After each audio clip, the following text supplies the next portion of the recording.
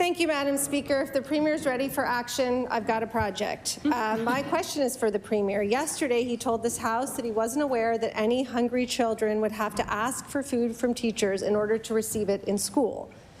The Premier and his government continue to maintain that every child who needs food in school receives it. If the Premier doesn't think that hungry kids are asking for food in schools, how does he think they're being fed? The Honourable Premier. Thank you, Madam Speaker. Look, poverty, child poverty, these things are issues that nobody can accept. We're deeply concerned about the issues that are facing families and certainly children in this province. Yesterday, the member said that children have to raise their hand and ask in front of their class for help. I know a lot of teachers, Madam Speaker, and I don't know a single one that would put a child through that. I know lots of teachers that take food to school, to give to children, to take things, school supplies. I know our teachers are stepping up in every single way to support those kids in front of them. I don't know a single teacher that would say to a student in front of an entire class, can you please raise your hand if you need support? That's not true. I don't accept that. I do accept that there's a lot of work to do in this province. I recognize the Leader of NDP.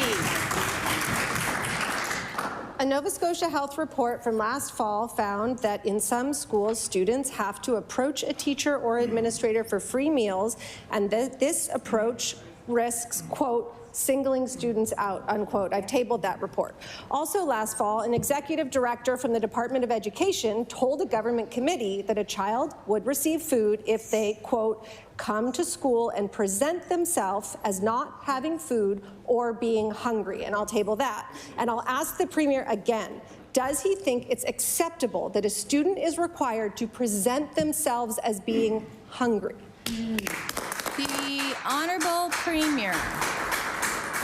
Madam Speaker, I don't accept that it's acceptable that there are hungry children in this province, but there are. You know, we'll work hard to alleviate that. I think what the member is missing is that in classroom situations, in many situations around this province, teachers actually talk to students. Students approach teachers quietly, and I know teachers approach students quietly. It goes both ways, and there is absolutely no question in my mind that a student may approach a teacher quietly and say, you know, teacher, I'm hungry. And I absolutely know that goes the other way, that teachers say, you know, can we have a little chat? Or is there no question that happens in our society. But I am not accepting of the fact that any teacher in our province, I'd like to know who they are if it's happening, there's no way it's happening, says in front of an entire class, raise your hand and present to the class that you want food. Let's talk about the real issue and stop with the theatrics on this issue. The Honourable Leader of NDP. I have a better idea than demonizing teachers. Why don't we have food in schools for all children who need it? Madam Speaker, Nova Scotians are confused by this government's response to this issue. My messages, my email inbox, my phone is filled with messages from parents and teachers who know that not every child who needs food in school receives it. They don't believe it. According to the Executive Director of Nourish Nova Scotia, the provincial partner for school-based healthy eating programs, we're not always reaching the students who are in greatest need of access to food.